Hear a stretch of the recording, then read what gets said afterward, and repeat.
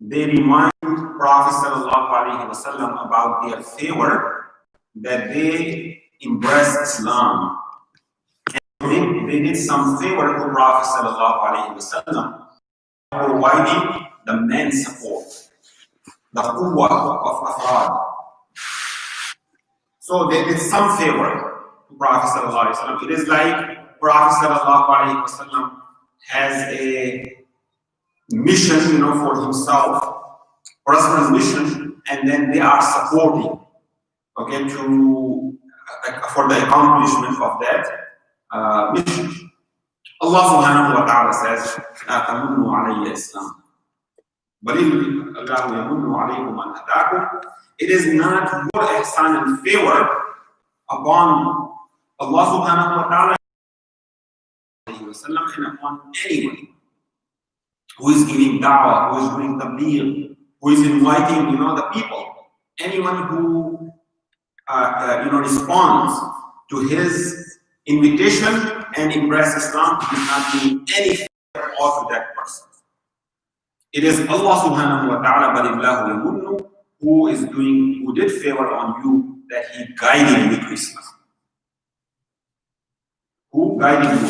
Because in every time in the history, the number of the believers remain in minority compared to all others we categorize as non-Muslims or kafir, whatever we call them. They are in majority throughout the history.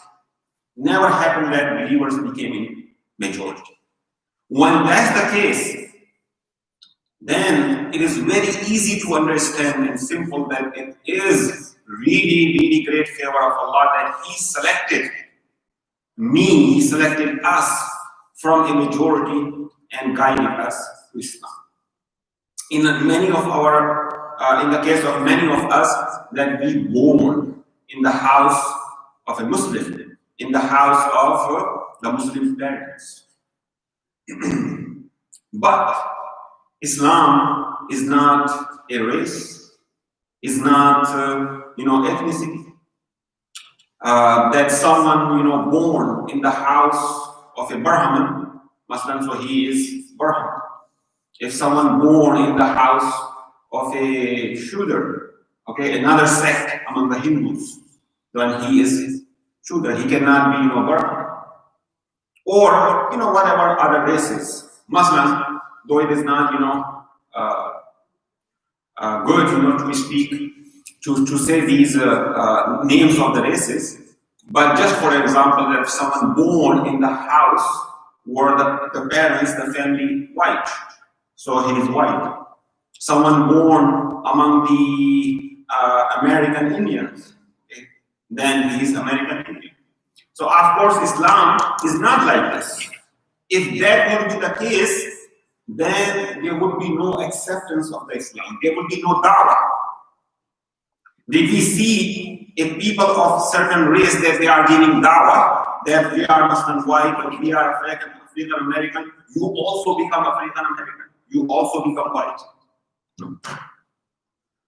So Islam is the name of a ideology, of a fikra. No one, born as Muslim, and if that's the case, then everyone born as a believer and as Muslim, as Allah subhanahu wa ta'ala said in the Quran, and Prophet sallallahu alaihi wasallam said in the Hadith, that it is the fitrah. Everyone born on the fitrah of Islam and Iman. So then what Islam is?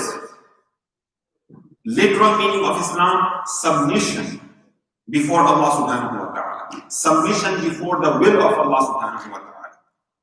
But how we can submit ourselves to the will of Allah if we don't know what is the will of Allah?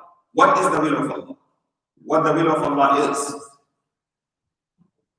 If we don't know what Allah likes and what Allah subhanahu wa ta'ala does not like, what pleases Allah and what displeases Allah subhanahu wa ta'ala, if we don't have knowledge, then how we can follow?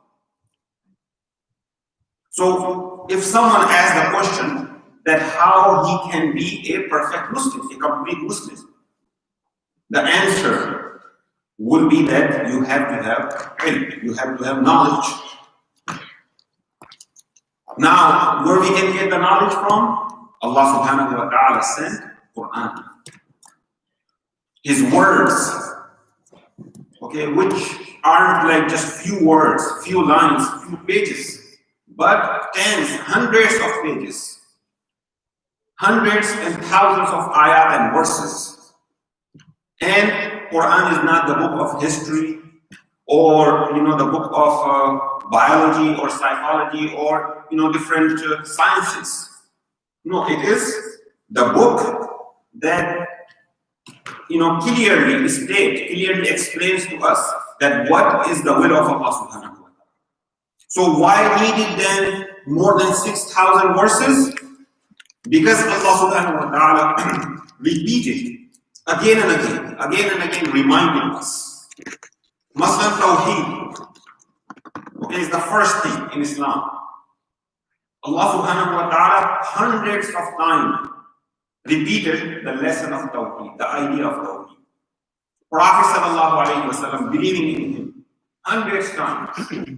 Quran or Yawm al-Akhirah, you pick any surah, Makki surah, you will find that it's full of the idea of life after death. And then there is Akhirah, that this dunya is going to end, is temporary. So again and again. So then, this ideology sits, in our heart, goes deep into our heart, and then when it goes deep into our heart, then it will be manifested and reflected in the form of amal, which is the second part. That first we know what Allah subhanahu wa ta'ala expects from us. And second, when we know, then we put into action. Otherwise, just someone has the name Muhammad, or a lady has the name Aisha, Fatima, or someone has the name Abdullah. And there are people who have different names, George and Bob or whatever. So is this making the difference between a Muslim and non-Muslim? Or that someone consumes certain kind of food and drink, or he put on certain kind of clothes. Of course, these things are not the base for Islam and Kufr. Consider someone Muslim and Mu'min who deserve to be in Jannah forever, and a person kafir who will go to hell. We cannot expect this from the justice, from the adl, and from the mercy of Allah subhanahu wa ta'ala, from the wisdom, hikmah of Allah subhanahu wa ta'ala, just because the people have different names or different libas, or they consume different food. It has to be something big. It has to be something big. And that is that we have a aqidah, and in that aqidah we are strong. No matter what happens in the world, as they said, like world, goes this side or that side, but the aqidah of the believer and then his amal never change. As they said, it is a line on the stone, on the iron, never, can be changed. When Allah subhanahu wa ta'ala see that my true servants, believers are behaving in this way, one after another, tens of times, then Allah subhanahu wa ta'ala's promise is fulfilled in this dunya, that you will have the upper hand, that you will have the honor, that you will have the respect, that you will have the power, that you will be the rulers of the world. Once a while, here and there, many things we do. A person who is stingy, once a while we see he gives some money, but by that he doesn't become generous. A person who is who becomes angry, again very quickly, But then one time if we see him smiling, laughing, he doesn't become cool. So if here and there we do some act of the deen, we do not become a perfect believer. And this is what's going on. Actually, this is a great fadl of Allah and blessing of Allah subhanahu wa ta'ala, that in the hereafter, the madar and the base of the Jannah and Jahannam is on Iman, on the kalima la ilaha illallah Muhammadur Rasulullah. And that's why we hope and we ask Allah subhanahu wa ta'ala to forgive us in the akhirah, and then we enter Jannah inshallah. But in the dunya, the base of the success, the base of the falah is not just on that we say la ilaha illallah Muhammadur Rasulullah, but we have to prove it. We have to prove it to the world. We don't need to prove to the world, but of course, world will accept by themselves when we again and again, act on our deen. So this is the time, or this is the need of our iman and of our deen, that we believe strongly and then we put our belief into action. If we want that we are successful in the hereafter and in this dunya too, we ask Allah subhanahu wa ta'ala to make this easy for us.